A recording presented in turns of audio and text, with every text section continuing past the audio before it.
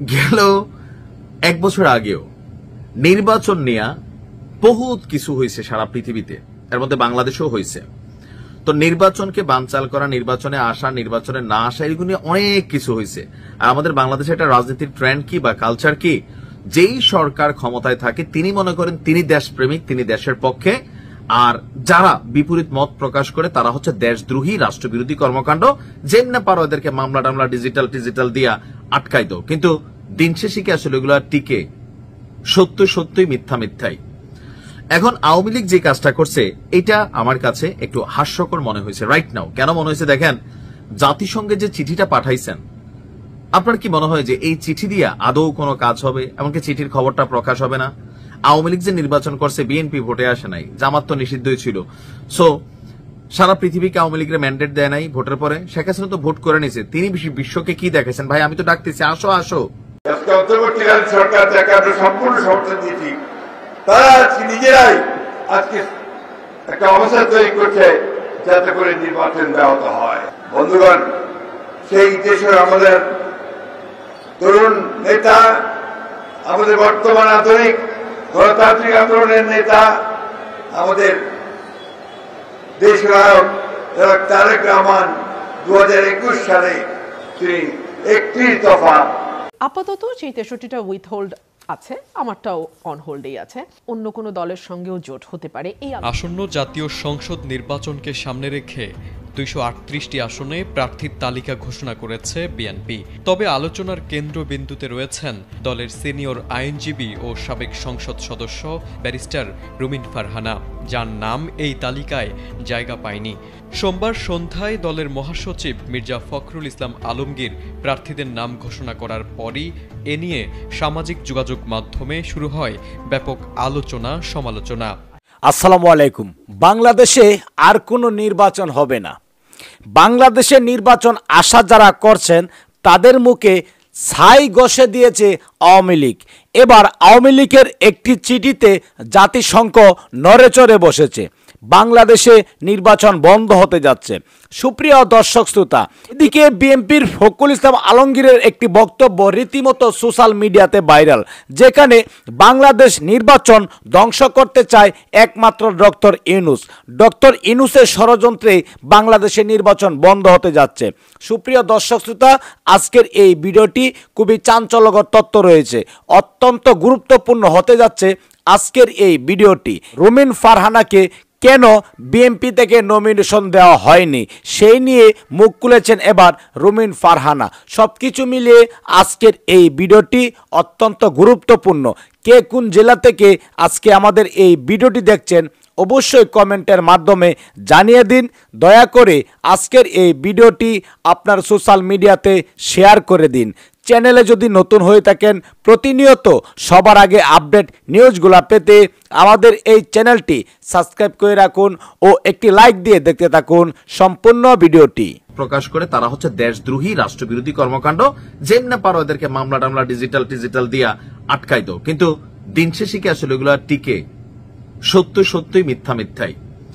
এখন আওয়ামী লীগ যে কাজটা করছে এটা আমার কাছে একটু হাস্যকর মনে হয়েছে রাইট নাও। কেন মনে হয়েছে দেখেন, জাতিসংঘে যে চিঠিটা পাঠাইছেন, আপনার কি মনে হয় যে এই চিঠি দিয়ে আদৌ কোনো কাজ হবে? এমনকি চিঠির খবরটা প্রকাশ হবে না? আওয়ামী লীগ যে নির্বাচন করছে, বিএনপি ভোটে আসে নাই, জামাত তো নিষিদ্ধই ছিল। সো সারা পৃথিবীকে আওয়ামী লীগের ম্যান্ডেট দেয় নাই ভোটের পরে, শেখ হাসিনা তো ভোট করে নিছে। তিনি বিশ্বকে কি দেখেছেন? ভাই আমি তো ডাকতেছি, আসো আসো। তারা আসে নাই।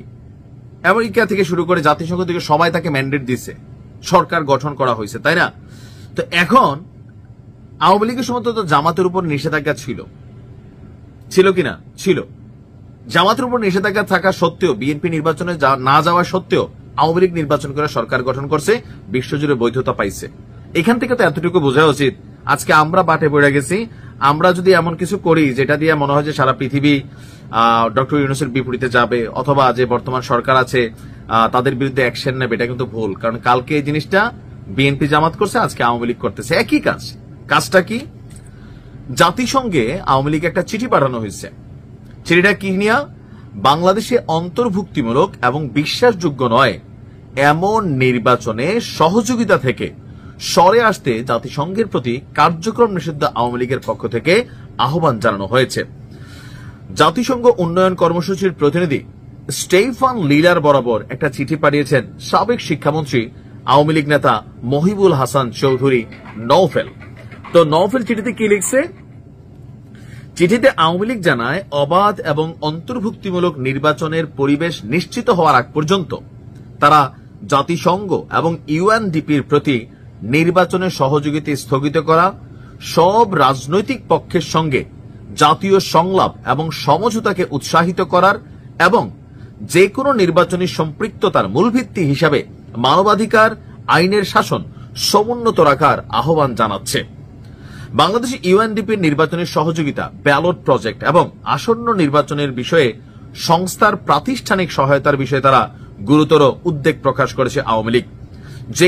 যে নির্বাচন অন্তর্ভুক্তিমূলক নয়, বিশ্বাসযোগ্য নয়, এই ধরনের সম্পৃক্ততা আন্তর্জাতিক আইন, জাতিসংঘের মূলনীতি, অবাধ, নিরপেক্ষ এবং অংশগ্রহণমূলক নির্বাচন প্রসারের ক্ষেত্রে ইউএনডিপির ম্যান্ডেট লঙ্ঘনের ঝুঁকি তৈরি করে বলেও চিঠিতে উল্লেখ করা হয়েছে।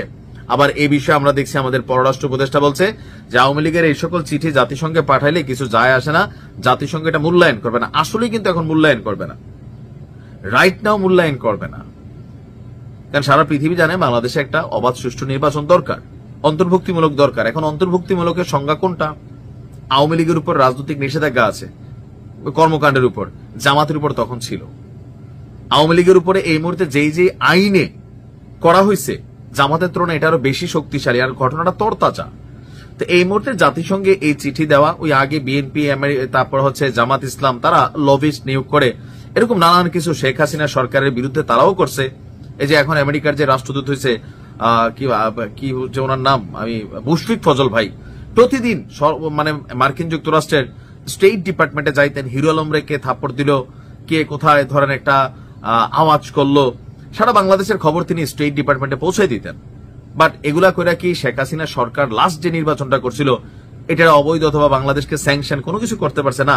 যা করছে দেশের জনগণ করছে, মেটিকুলাস ডিজাইন হোক, ক্ষোভের হোক, যেটাই হোক, ঘটনা কিন্তু দেশের জনগণ করছে। ওই বিদেশিরা এগুলা নিয়ে খেলে, আচ্ছা ঠিক আছে দেখতেছি বিএনপিরও জামাতও লম্বা সময় এরকম ধরেন খেলার মধ্যে ফালাই রাখছে। বিএনপি একসময় আস্থা নিচ্ছিল যে আমেরিকা একটা ইস্যু নিবে, বা আমরা সবাই চাকায় থাকছিলাম, আমেরিকা হয়তো কোনো করা কিছুই করে না। শেখ হাসিনা সবাইকে বৃদ্ধাঙ্গুলি দেখাইছেন, এমনকি সবাই সে বৃদ্ধাঙ্গুলির তলে আসতেন। এখন এই ধরনের চিঠি, ও 4 দিন আগে বিএনপি জামাতের যে কর্মকাণ্ড, আওয়ামী লীগ ঠিক একই জায়গায় আসছে। আর সরকার মনে করতেছে এগুলো রাষ্ট্রবিরোধী কর্মকাণ্ড, সরকার বিরোধী কর্মকাণ্ড, যেটা আওয়ামী লীগ আগে মনে করত। এই অন্তত বুঝ জ্ঞানটা নিজেদের মধ্যে থাকা উচিত যে আমি থাকার সময় যে কাজটা হয়েছে এটা তত্ত্বাবধায়ক। আওয়ামী লীগ এখন তত্ত্বাবধায়ক চায়। সারা বছর তত্ত্বাবধায়ক করতে করতে বিএনপি মুখের ফেনা তুলে ফেলছে। 101টা যুক্তি সরকার দেখাইছে, তো এখন কোন যুক্তিতে আবার তত্ত্বাবধায়ক চাচ্ছেন?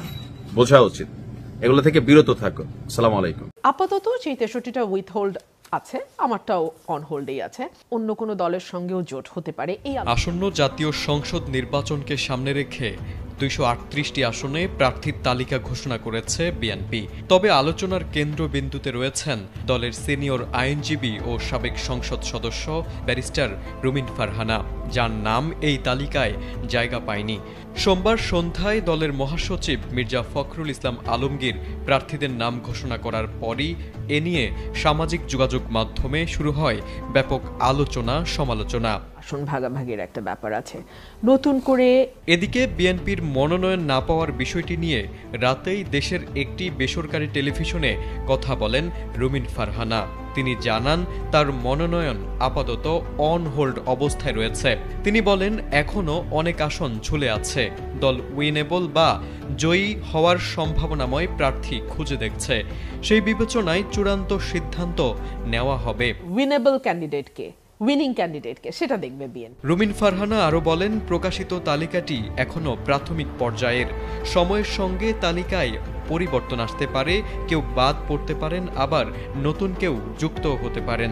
তাই এই তালিকাকে চূড়ান্ত হিসেবে দেখা উচিত নয়। মনোনয়ন তো না, প্রাথমিক তালিকা বলছেন আমাদের সেক্রেটারি জেনারেল। এটাও বলছেন যেটা অ্যাডও হতে পারে, আবার এখান থেকে চেঞ্জও হতে পারে, আবার নতুন কেউ যুক্ত হতে পারে। ব্যারিস্টার রুমিন ফারহানা জানান, বিএনপি বর্তমানে আসন ভাগাভাগির আলোচনায় ব্যস্ত। গত 12 থেকে 15 বছর ধরে সুখে দুঃখে দলের পাশে থাকা সহযোগী দলগুলোর সঙ্গে আলোচনা চলছে। সে কারণেই 63টি আসন এখনো ঘোষণা করা হয়নি। পাশাপাশি নতুন কিছু দলের সঙ্গেও জোটের সম্ভাবনা নিয়ে কথা চলছে। জোট তো কিছু আসন চেয়েছে, যেগুলো বিএনপি কনসিডার করবে। মনোনয়ন বঞ্চিতদের প্রতিক্রিয়া প্রসঙ্গে রুমিন ফারহানা বলেন, বড় দলে প্রার্থীর সংখ্যা বেশি হওয়ায় হতাশা স্বাভাবিক। তিনি নেতাকর্মীদের আবেগকে শ্রদ্ধা জানিয়ে বলেন, মন খারাপ হওয়া মানবিক, তবে এ পরিস্থিতি দীর্ঘস্থায়ী